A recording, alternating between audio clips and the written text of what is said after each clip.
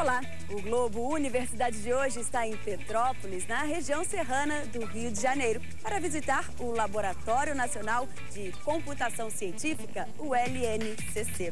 Eu vou mostrar como modelagem computacional, realidade virtual e comunicação à distância prometem revolucionar a medicina.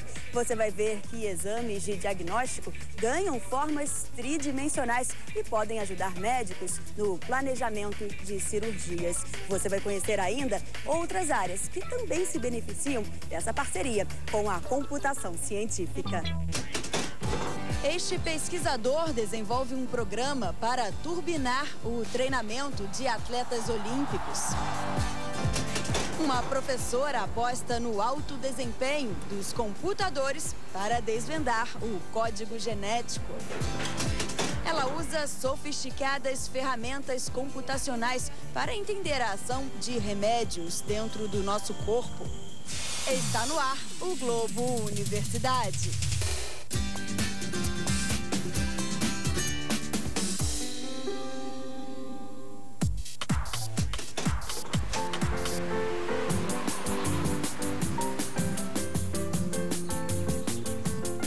Petrópolis, região serrana do Rio de Janeiro. Na cidade imperial, enquanto turistas visitam construções históricas, pesquisadores trabalham para construir o futuro no Laboratório Nacional de Computação Científica. É no LNCC que fica o coração de uma rede de estudos em medicina assistida por computação científica que reúne 23 laboratórios associados em 11 estados brasileiros e 10 instituições internacionais.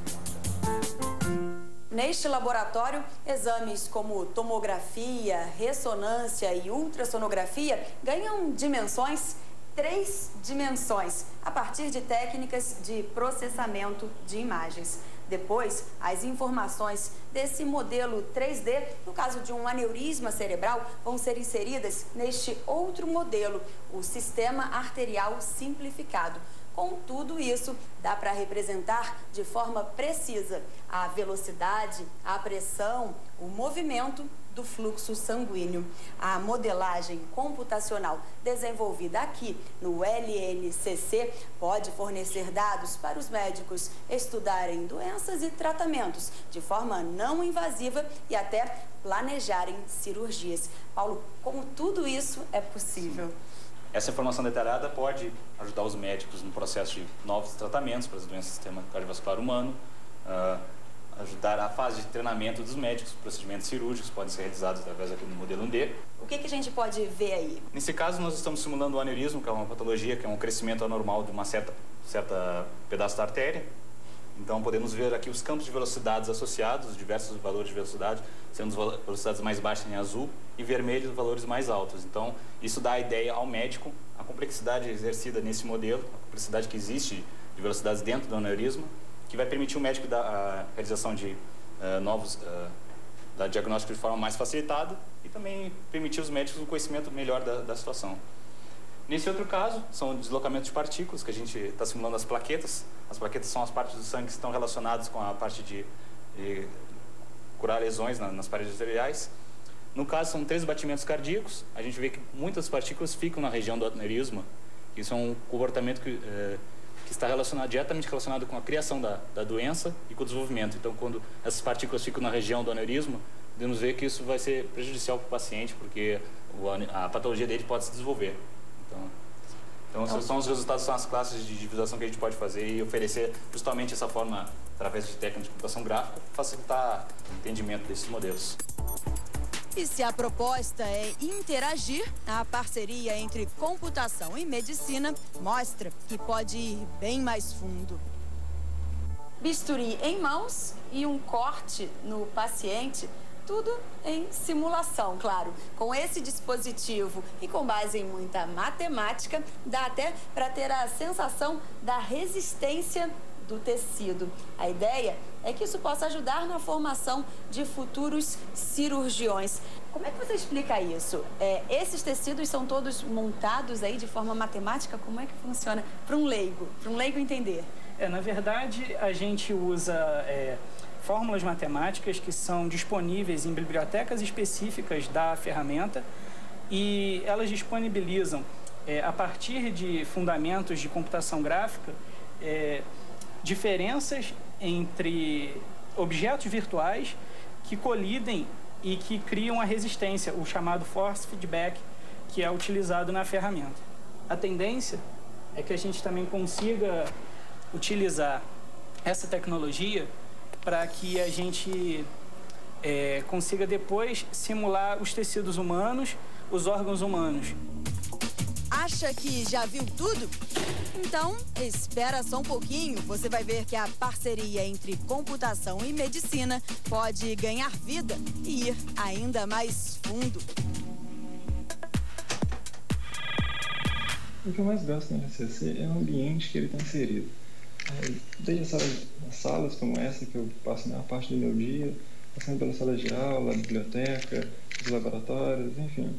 A tranquilidade que aqui existe, aliado com um clima serrano totalmente propício a quem pretende estudar e pesquisar, isso favorece fortemente o que é desenvolvimento e, enfim, a se dedicar completamente ao que está trabalhando no momento.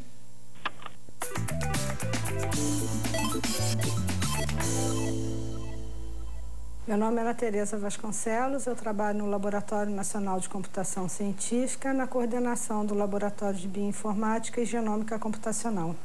No início dos anos de 2000, vários projetos de sequenciamento começaram no Brasil através da rede Genoma Brasileiro, que é a rede que eu coordeno.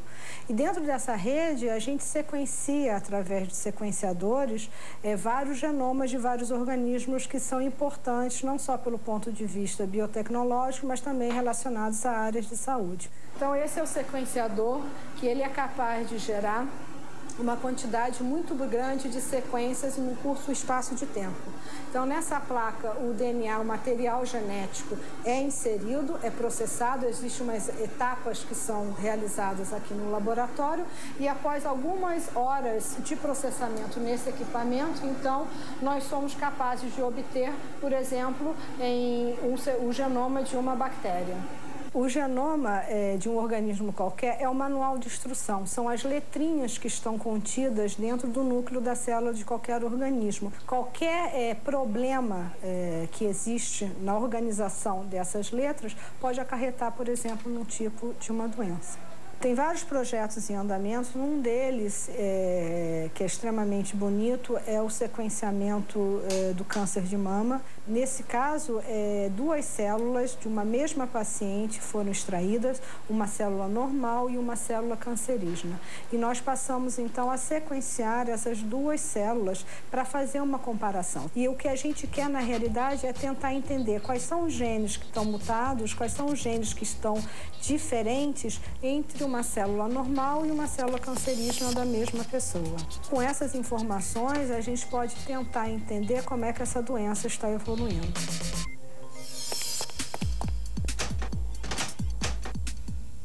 Espinha dorsal, vértebras, costelas, um passeio pelo esqueleto, uma viagem virtual pelo corpo humano.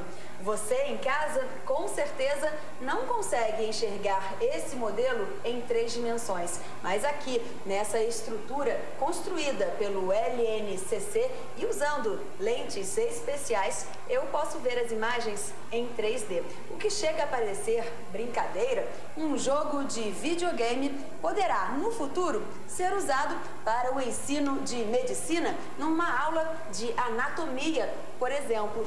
Paulo, como exatamente essa estrutura pode ser usada por professores e alunos?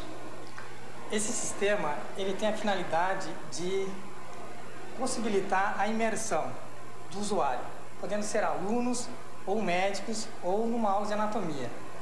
Esse sistema, ele tem a vantagem de permitir você entrar dentro dos objetos virtuais. Por exemplo, como estamos fazendo aqui, estamos entrando dentro do crânio. Eu posso ver estruturas em escalas diferentes do que eu teria na prática, ou numa escala equivalente. Outra